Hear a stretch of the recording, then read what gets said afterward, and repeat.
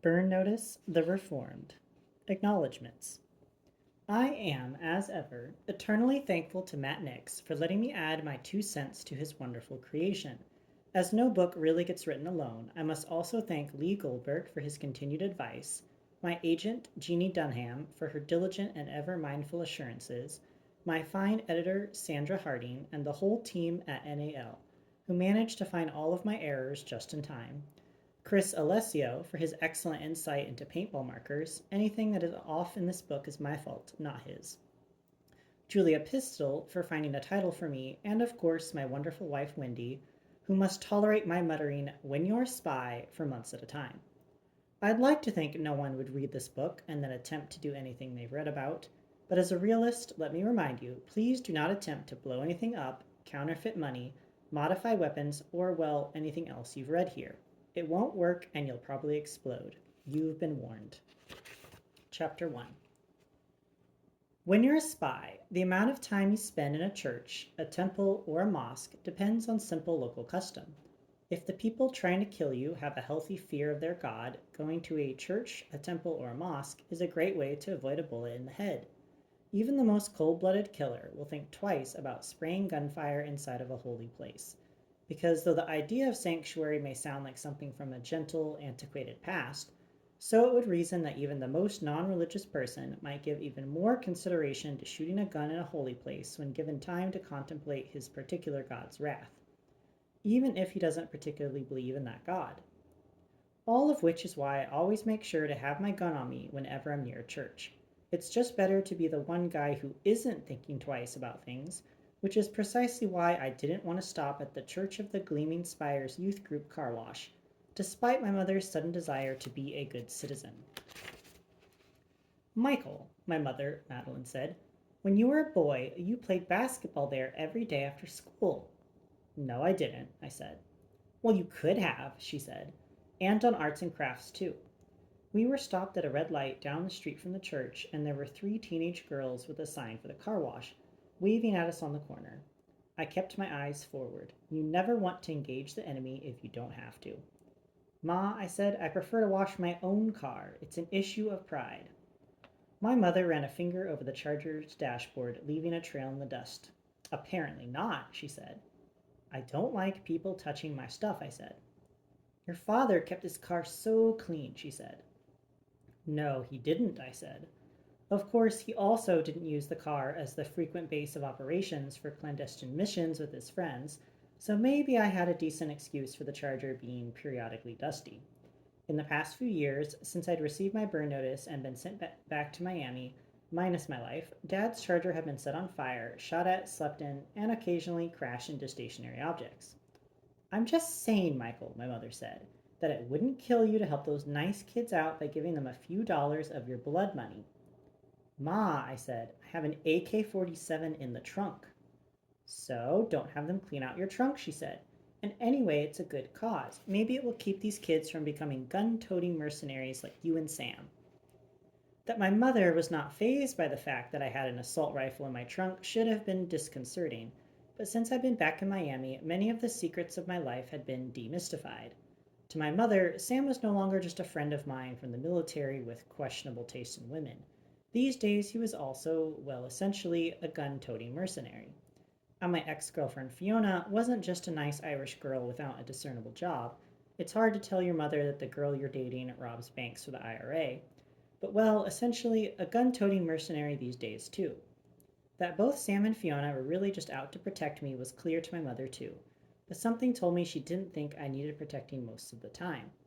And she's right. Most of the time. "Fine," I said. I'd already spent the previous 3 hours with my mother running a gauntlet of errands. The podiatrist, Target, the hair salon, back to Target, back again to Target. And now finally we were heading back home, so I wasn't in a mood to argue much. Sometimes it's just easier to say fine and chalk the day up as a total loss. I reached across my mother, flipped open the glove box, and pulled out the Sig Sauer I kept there and the bag of blasting caps I meant to give back to Fiona. There were also about 15 cell phones in various stages of disrepair littered on the floor in the back, but I figured those could stay in one place since I didn't see any vacuums around anyway. I handed the gun and the blasting caps to my mother. Could you put all of that in your purse? What are these sticks? They're like fireworks, I said. Are they legal? Just as legal as the AK 47 is, I said. If I wasn't here, where would you put all of this stuff? If you weren't here, I said, I wouldn't be stopping. Oh, fine, she said, and stuffed it all in her bag. The light turned green, and I made my way through the intersection and then pulled into the church lot. There were about 15 kids lingering, but only 2 cars getting washed. I pulled behind a yellow station wagon, the kind that was last sold in America when Carter was president, and then both my mother and I got out. My mother immediately lit up a cigarette, which clarified why she'd wanted to stop the car so desperately.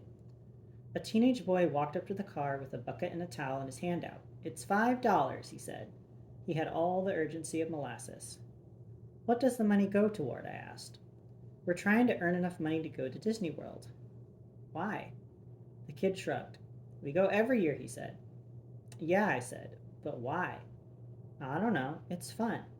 Is it? I asked. Do you want a car wash or what? I reached into my wallet and pulled out a 20. The kid reached for it and I yanked it back, ripping it in two. Here's the deal, I said. I'm going to be standing right here. If you go anywhere near the trunk of the car, I'm going to keep the other half of this bill. If you manage to stay away from the trunk, I'll give you the other half plus $5. Deal? Why don't you just wash your own car? My mom won't let me, I said. The kid seemed to understand this universal truth and started to get to work on the charger without another word. I stood back and watched him work for a few minutes and tried to recall the last time I'd stood in this exact spot. It was only a few miles from my mother's house, but wasn't in a part of Miami I tended to visit all that often, since it also happened to be just a few streets from my old high school. It was bad enough when my mother bumped into my ex-classmates, or the families of my ex-classmates, and told them I was back in town. She'd invariably tell them I was free to do odd jobs for them, or she'd just give them my number and encourage them to ask me for help.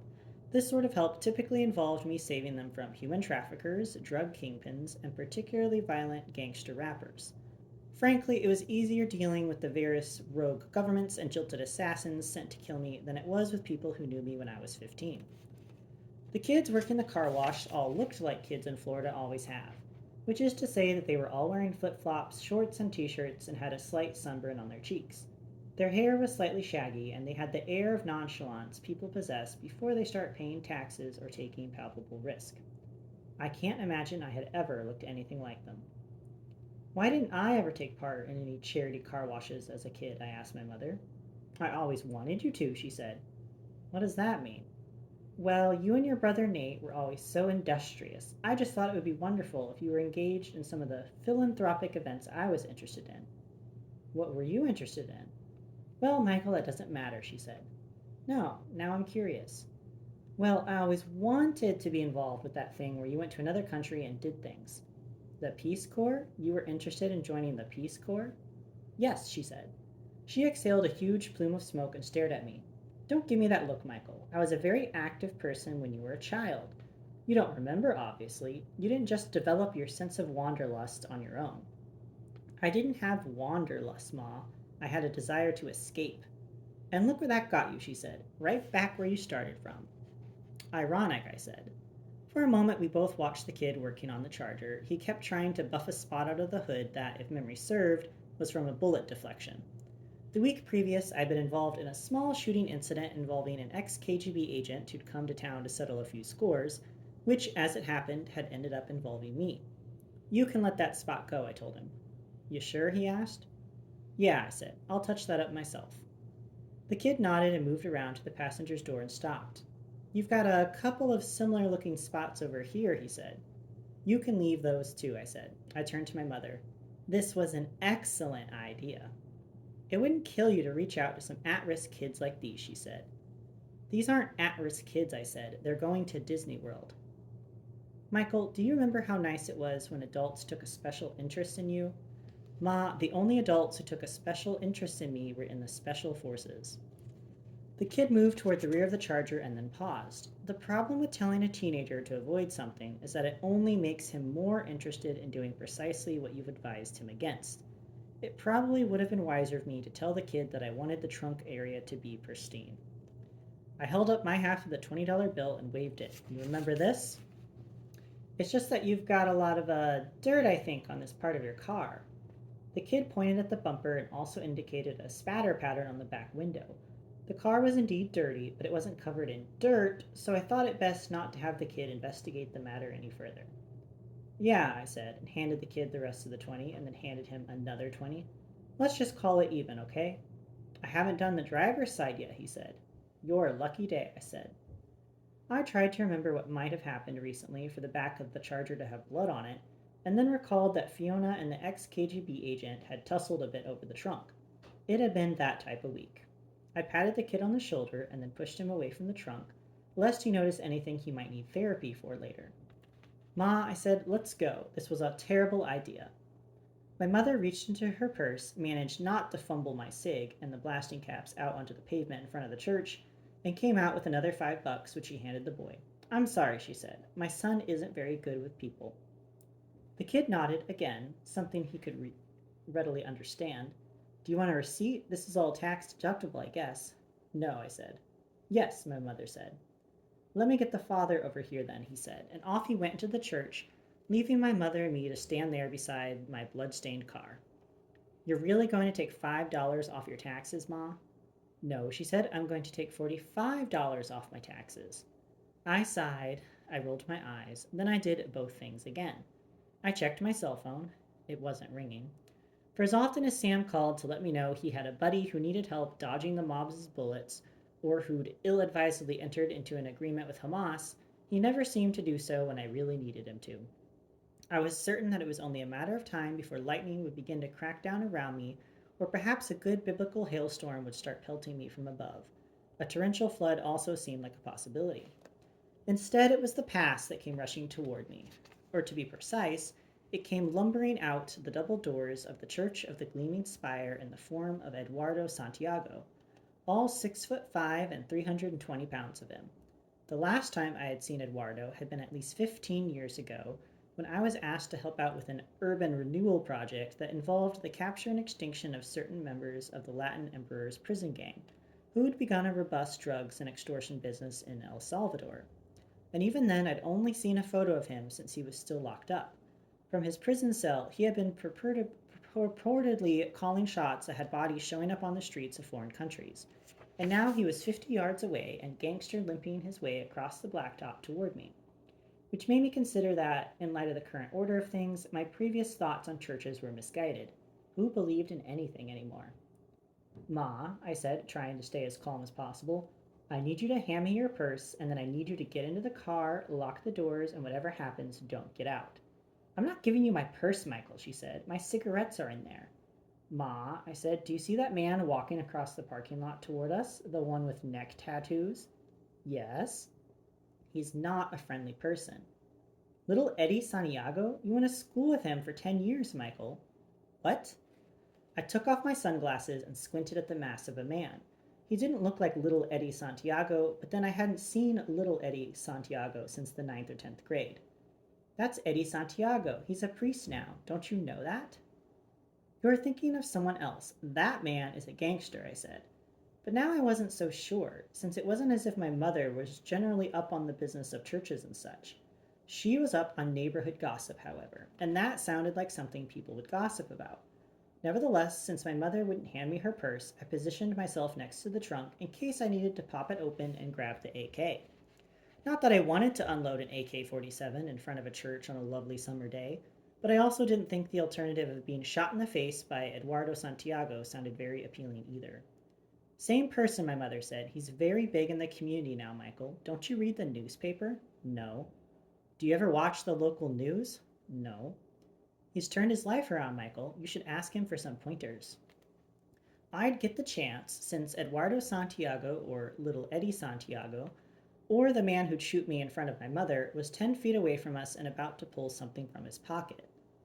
This is for you, he began to say, but then I reached out and grabbed his arm, the one connected to the hand that was shoved in his pocket and that was pulling out a gun, a knife, or, well, a receipt, but I couldn't be too careful, and pressed into the pressure points on either side of his elbow, bringing the big man to his knees slowly. Whoa, easy there, it's slippery, I said, and bent down to his eye level, which wasn't difficult since even on his knees Eduardo Santiago came to about my chest. Do you know me? I whispered. Eduardo Santiago glared at me. Presuming he had a gun in his hand, the best he'd be able to accomplish from this angle would be to shoot himself in the foot and hope I was made squeamish by the sight of blood. He wouldn't get that chance, however, because if I even felt a muscle twitch, I'd break his arm. Yes, he said, you're Michael Weston, and I've been looking for you. I tightened my grip, and Eduardo winced. Who do you work for? A thin smile crossed Eduardo's face. God, he said.